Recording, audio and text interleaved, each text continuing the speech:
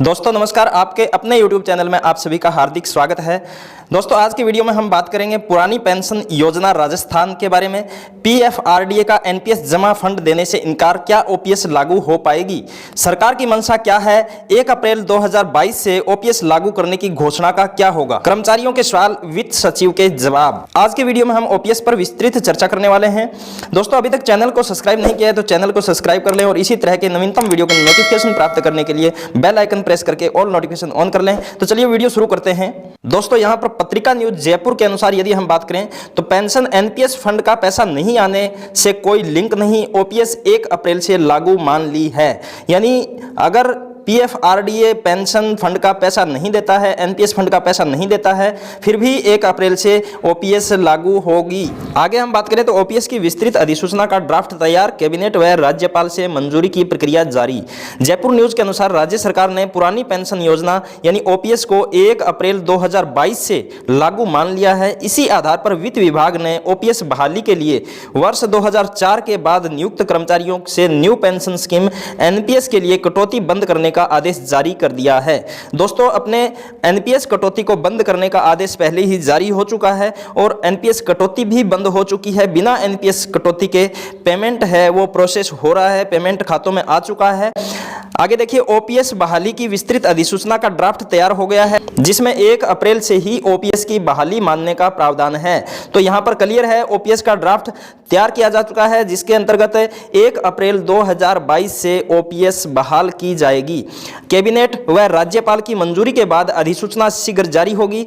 वित्त विभाग के अधिकारियों ने स्पष्ट किया है कि पेंशन निधि विनियामक विकास प्राधिकरण यानी PFRDA के न्यू पेंशन स्कीम NPS का फंड न लौटाने के जवाब से कर्मचारियों को 1 अप्रैल से OPS का लाभ देने पर कोई असर नहीं होगा। यानी OPS लागू करने का जो राजस्थान सरकार का फैसला है उसके ऊपर PFRDA के जमा फंड को देने से इनकार करने का कोई असर नहीं होगा। OPS 1 अप्रैल से ही लागू होने वाली है। PFRDA से NPS फंड वापसी के लिए अभी तक विधिक प्रक्रिया शुरू नहीं हुई है क्योंकि यह विधिवत अधिसूचना जारी होने के बाद ही शुरू हो पाएगी।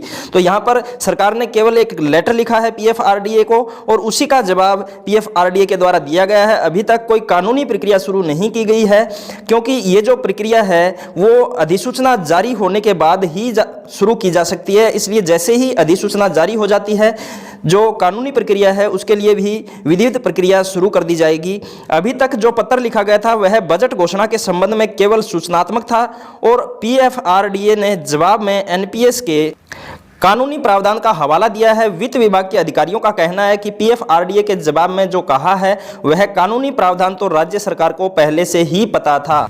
यानी सरकार को पहले से ये जानकारी थी कि PFRDA के द्वारा इसी प्रकार का जवाब आने वाला है। वह कानूनी प्रावधान तो राज्य सरकार को पहले से ही पता था। इस जवाब को लेकर शुक्रवार को वित्त विभाग से अधिक प्रदेश के कर्मचारियों में चर्चा रही। जैसे ही ये न्यूज आई कि PFRDA ने NPS फंड में जमा पैसा देने से इनकार कर दिया है तो इसकी काफ़ी चर्चा कर्मचारियों के बीच रही है पिछले 2-3 दिनों में। कुछ कर्मचारी संगठन भी PFRDA से आई जवाबी चिट्ठी से भ्रमित हो गए। कर्मचारियों के मन में उठ रहे सवालों को लेकर राजस्थान पत्रिका ने वित्त सचिव नरेश कुमार ठकराल से बात की। तो यहाँ पर राजस्थान पत्रिका ने जो वित्त सचिव के साथ वार्तालाप किया था, जो क्वेश्चंस पूछे गए थे वित्त सचिव से, वो यहाँ पर अपने देखेंगे। पहला क्वेश्चन था, क्या राज्य सरकार OPS की बहाली नहीं कर पाएगी? क्योंकि कर्मचारियों के अंदर ये चर्चा का विषय रहा है पिछले 2-3 दिन से कि अब OPS बहाली होगी या नहीं होगी, राज्य सरकार का स्टैंड क्या रहेगा। तो इस सवाल के जवाब में वित्त सचिव के द्वारा जो बात बताई गई, वित्त विभाग OPS के तहत कर्मचारी को सेवानिवृत्ति पर भुगतान राज्य सरकार करेगी। यानी इसका PFRDA के इनकार करने से कोई लेना देना नहीं है। OPS लागू होगी और यदि कर्मचारी सेवानिवृत्त होता है तो उसका भुगतान राज्य सरकार के द्वारा किया जाएगा। NPS के फंड से इस भुगतान का कोई लिंक नहीं रखा है। कर्मचारियों का दूसरा जो सवाल है, क्या मुख्यमंत्री ने OPS बहाली की बजट घोषणा करके कर्मचारियों को भ्रमित किया है? तो यहाँ देखिए वित्त सचिव के द्वारा जो जवाब दिया गया, पीएफआरडीए से एनपीएस फंड लौटाने का जवाब न में आने वाला है। यह पहले से ही आभास था। अधिसूचना जारी होने के बाद एनपीएस फंड वापस लाने की विधिक प्रक्रिया शुरू होगी। यानी पीएफआरडीए के द्वारा फंड लौटाने से इनकार किया गया है, उसके संबंध में जैसे ही अधिसूचना जारी हो जाती है उसके बाद राज्य सरकार के द्वारा कानूनी प्रक्रिया शुरू कर दी जाएगी और उस प्रक्रिया के अधीन यह फंड वापस लाने की कोशिश की जाएगी। उसके बाद कर्मचारियों का तीसरा जो सवाल, क्या 1 अप्रैल से ओपीएस की बहाली नहीं होगी?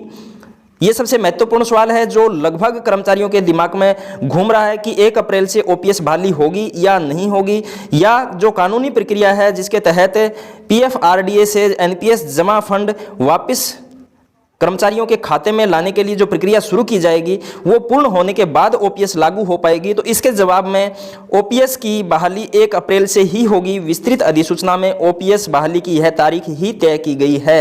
तो यहाँ पर वित्त सचिव के द्वारा क्लियरली कहा गया है कि ओपीएस 1 अप्रैल से ही लागू होगी। विस्तृत अधिसूचना में भी यह तारीख निर्धारित की गई है। तो दोस्तों, किसी प्रकार की कोई टेंशन लेने की आवश्यकता नहीं है। राज्य सरकार की मंशा एकदम साफ है। ओपीएस बहाली को लेकर राज्य सरकार अपनी पूरी कोशिश कर रही है और पूरी तरह से प्रतिबद्ध है। इसके लिए यदि किसी प्रकार की कोई कानूनी प्रक्रिया का भी सहारा लेना होगा तो राज्य सरकार के द्वारा लिया जाएगा और 1 अप्रैल 2022 से ही ओपीएस बहाली की जाएगी। तो दोस्तों, आज के वीडियो में इतना ही। उम्मीद करता हूं वीडियो में दी गई जानकारी आपको अच्छी लगी होगी। अगर आपको वीडियो पसंद आया तो वीडियो को ज़्यादा से ज़्यादा लाइक और शेयर करें, और अगर अभी तक आपने चैनल को सब्सक्राइब नहीं किया है तो प्लीज़ चैनल को सब्सक्राइब कर लें और इसी तरह के नवीनतम और महत्वपूर्ण वीडियो के नोटिफिकेशन प्राप्त करने के लिए बेल आइकन प्रेस करके ऑल नोटिफिकेशन ऑन कर लें। फिर मिलते हैं एक नए वीडियो के साथ। तब तक के लिए जय हिंद, जय भारत।